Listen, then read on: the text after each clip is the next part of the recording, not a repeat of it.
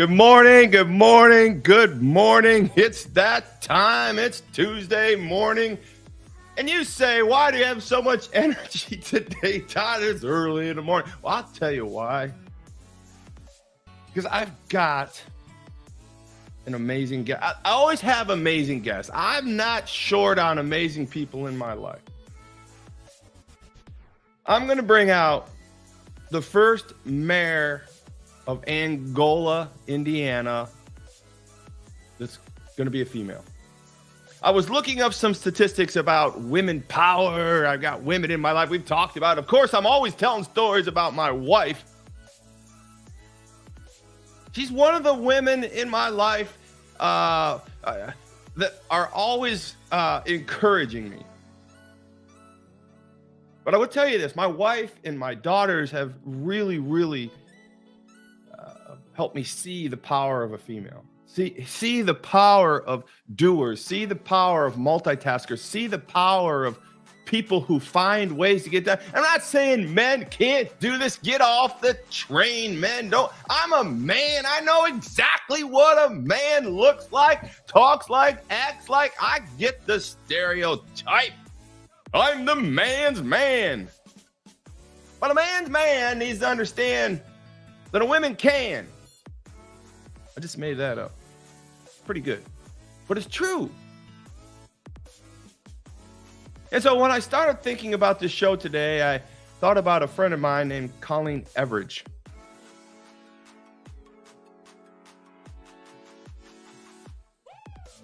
She's running for mayor of Angola, Indiana. Now, it's a small city, right? But I just want you to understand that there's 108,000 cities in America. 407 female mayors in America. 407 female mayors. Now, I'm not saying that I'm about women over qualifications or men over qualifications or diversity over qualifications. I'm not saying that at all. I'm saying may the best person, male, female, whatever, win. But there's no doubt that the most oppressed minority in the world is a female. That's 0.37% of all the mayors in America are females. I did some research. The first female mayor in America was Bertha Knight Landis from Seattle, Washington in the year 1926. I did some other research this morning as I was going to talk about female empowerment a little bit, leadership, because we're going to kind of touch on all that. But I think it's important that we lead. I think it's important that we be aware of who we are. And I think it's important that we leverage our strengths, understand our weaknesses. But did you realize that 57% of all educated people with a 4-year degree or more in America are now females? The breakdown is 36% of 4-year educated college degreed people, 36% are males and 39% are females. So what's going on here? Let's open our eyes a little bit. Let's look at qualifications. If the significant number of qualified people has grown exponentially over the last 25 years from males to females in college and studies and degrees, what are we looking at here? Let's look at the whole thing. So anyways, I wanted to talk about leadership this morning. I wanted to talk about how females are leading in Angola, Indiana, and aspiring to be the mayor. Matter of fact, Colleen's going to come on here in a little bit, and she's running for mayor. Today they're going to vote, and she needs 50.2% of the vote, just a mere 50.2 shred of a vote to be mayor candidate for the mayor runoff in sometime later this year. I think it's interesting that only roughly 700 people vote for this mayor electoral. A lot of you are in bigger cities and think, oh my gosh, 700 people, that's like our block. Well, I mean, Angola needs to get up, get it on, and start voting. More people should vote. I mean, my goodness. But at the end of the day, if I can help Colleen win this race, I want to do it. And I want to do it because she's qualified to win the race. I want to do it because she's working harder than the next dude to win the race. She's done more for the community to win the race. She's balancing family and children and businesses, budgets, and all the things that it takes to run a community in a business. So, what I thought I would do today is dive into this whole idea of leadership. Successful leaders do. Successful leaders do. Now, I'm going to bring Colleen out. I know you're saying, get her out, get her out. Well, I'm going to bring her out, but I want to set this person up perfectly. And I said to her this morning at 4:30, 5 o'clock, we were putting this together again. We spoke a little bit last night.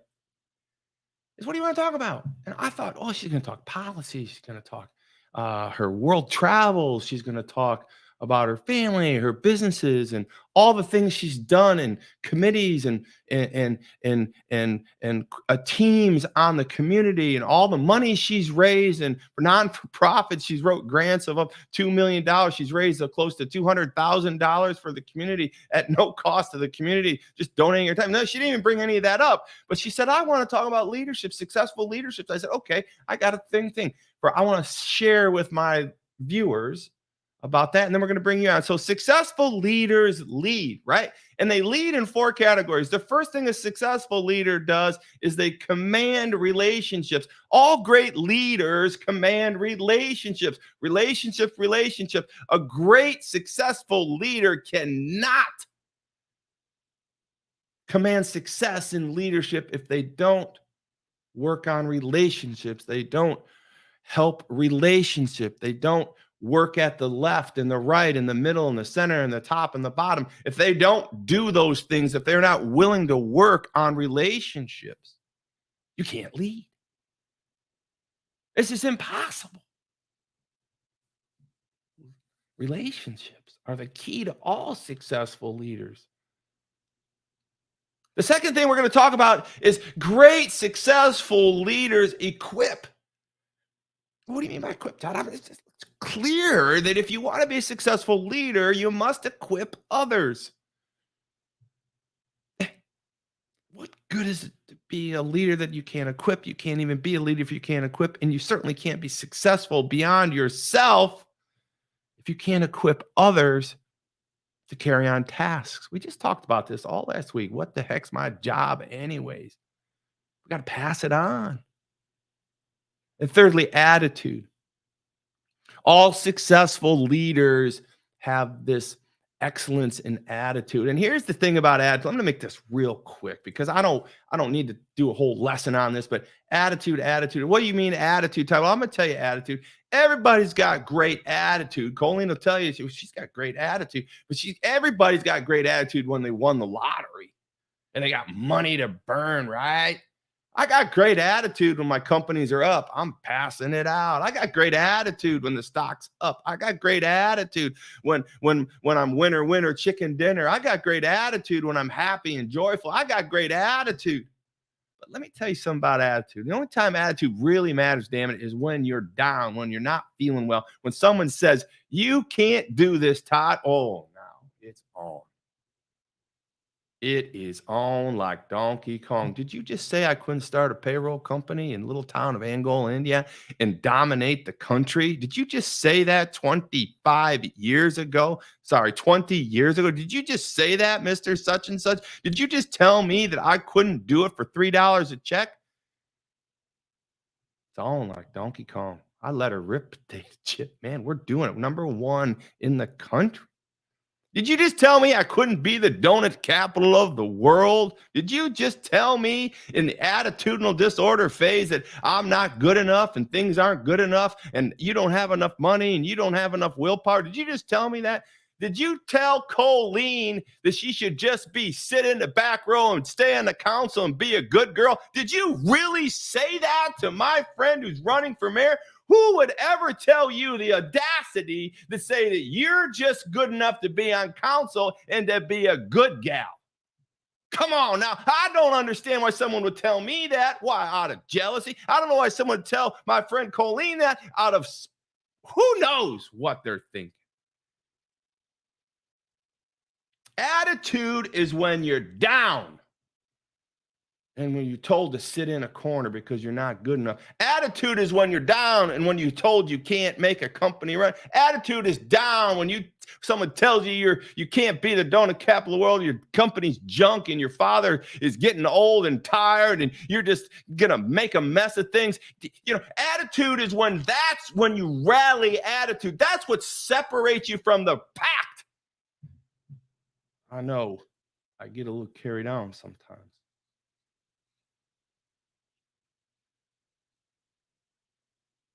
But I'm inspired by Colleen. And the last thing with successful leaders do, they lead. They just flat ass lead. I mean, there's no substitute for leading. You can say you're a leader, but until you get up front and say, follow me, I'm going here. Please come with me. And willing to accept the ridicule of being wrong. Leaders just flat ass lead. I'm called to be a leader. I'm called to make these decisions. I'm called to get out in front. I'm called to be told I can't do things. I'm called to prove people wrong. I'm called to embrace people. I'm called to equip people. I'm a call to have the attitude. I'm called to build relationships. I'm called to flat ass lead. And I'm going to tell you something right now. Colleen Everage is called to lead. She's demonstrated it through her community works, her family, her businesses, her ability to get out there and put herself in front of people and be told that she can't do something. And it takes a toll on your gut. I mean, leaders just do this. So I'm super excited to bring Colleen on here, and we're going to talk a little bit about her in the last 15 minutes of the show. But I just want you to understand, successful leaders have relationships, successful leaders equip, successful leaders have attitude when it matters, and successful leaders just flat ass lead. Colleen, how you doing?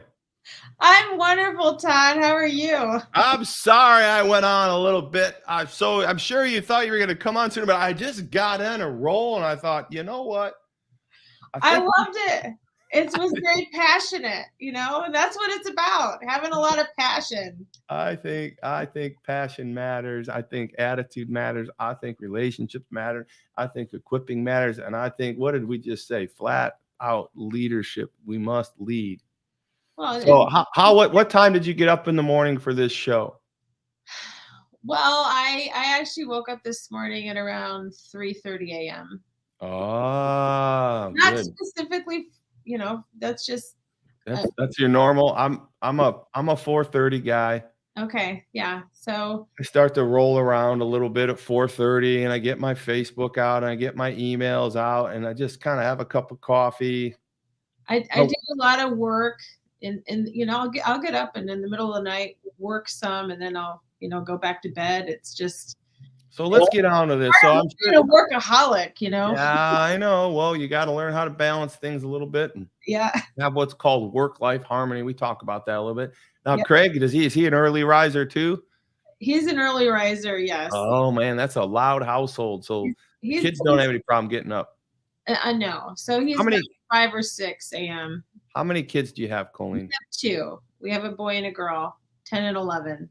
Great. And what are their names? Cruz and Camry, and they're just so fun. Yeah, that's great. I've met them a couple times. And so I was just going on. I was pontificating on the first mayor of Angola, Indiana, and I brought up some statistics. Were you aware of some of those statistics I brought up?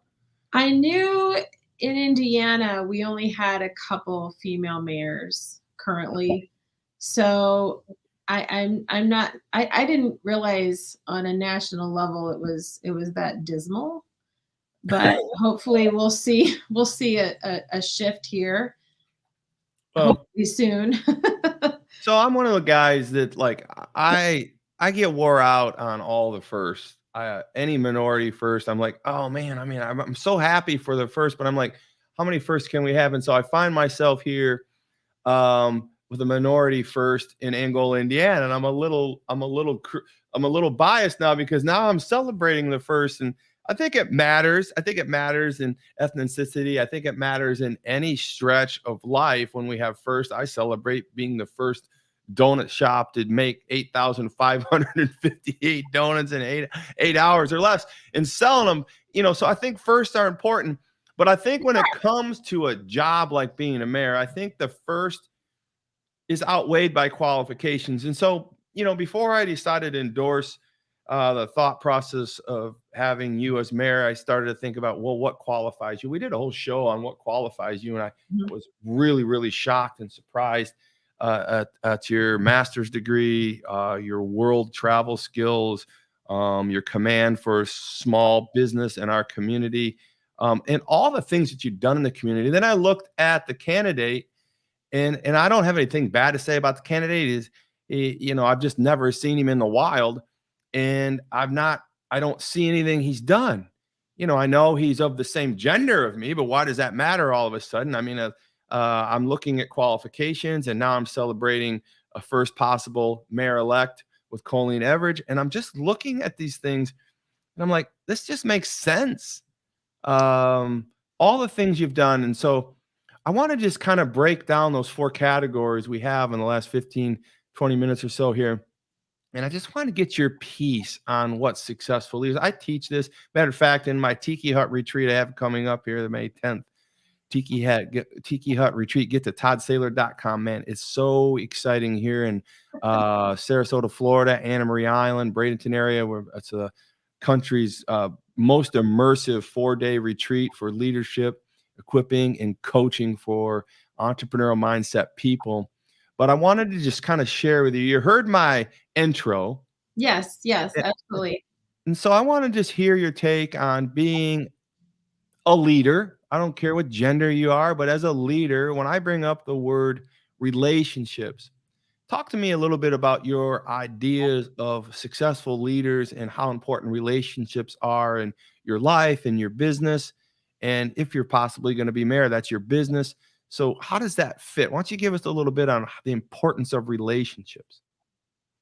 Well, relationships, that's the pinnacle. It's all based on relationships and how we navigate those and cultivate those and cherish those relationships. And and whenever you're a highly functioning individual, it helps to have a lot of those relationships. And because when you need something done, like I might not know the answer, but I know who to call, who knows the answer. Does that make sense? And if there's something that needs to be done, to be able to quickly identify who's an expert in that area and reach out to them and not be afraid.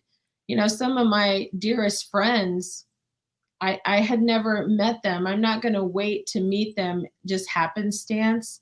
I'm going to call them at work. I'm going to make a phone call and just introduce myself and say, what are some relationships you've built in your tenure as a community director, events director, quickly, and we'll move on to the next category, equipping?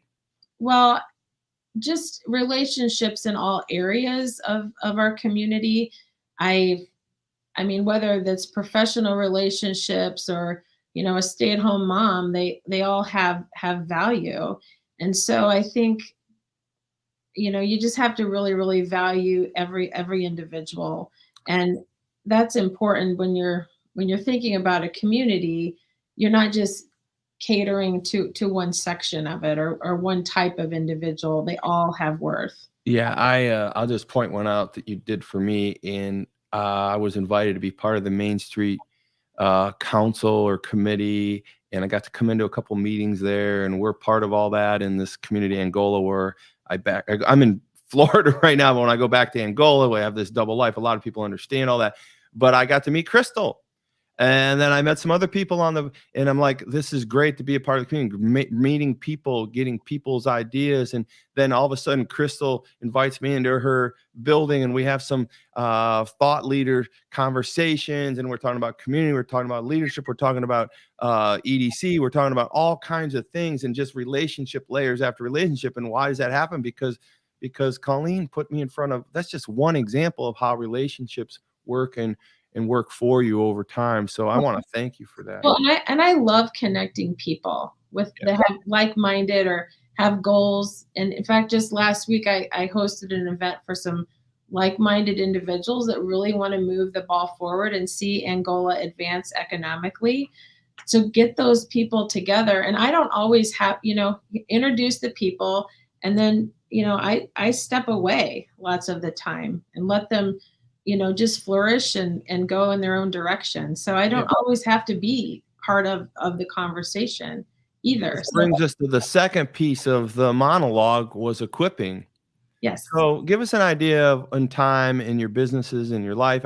You were an inner city school teacher Mhm. in Chicago. You have any equipping stories with students over there? Well, I mean, not specifically, but I think anytime when you're in education and you're a teacher, your overall goal is always equipping. You want to empower those around you so you're no longer needed. So you, as a teacher, you can extrapolate yourself. Listen, everybody, I'm cutting her off because I just want you to understand it's one of the most important things you can do as a leader. You're working yourself out of a job. We've just spent all week talking about jobs. The most successful leaders are brave enough to say, do this not like me, but do this better than me, make me replaceable, make me not needed on a day-to-day perspective, be brave enough, be confident enough. Build on that just a little bit and we'll move on to attitude. Well, and you want to be, I want the next generation to be better than us. They're going to be better than us. So help give them any tool you can so they can advance quicker and be better, and take away any ego component. Just know they're going to be better. They're going to be braver. They're going to do things, amazing things, and be okay with stepping away, and know when to step away. Sometimes you're on a board and you can contribute and contribute. Maybe you're in an entrepreneurial type situation on a board, but you also need to be savvy enough to say, hey, I've made my contribution here. It's time for me to step away and allow someone else to step in and lead and step up. So Attitude, attitude, attitude plays through all these four topics that we're talking about. And I made it a big deal, a big commotion, a big gesture that attitude really only matters when you're told you're not good enough, or you're told you can't do something, or you don't have the money. Listen, I mean, one of the biggest things that I do in my coaching is I realize that relationships, especially marriages, are not functional when their businesses aren't well.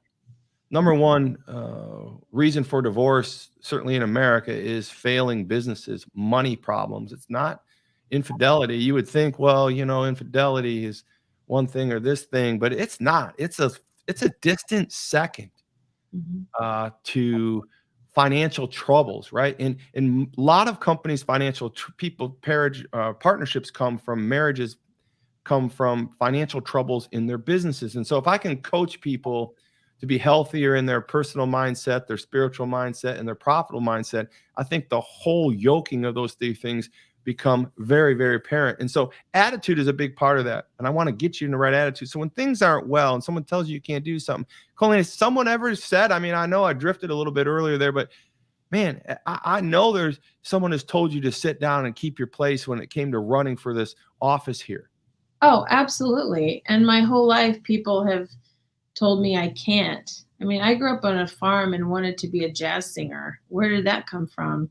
And so when people tell me no, I just say, okay, well, they can't accept yet what I'm wanting to do.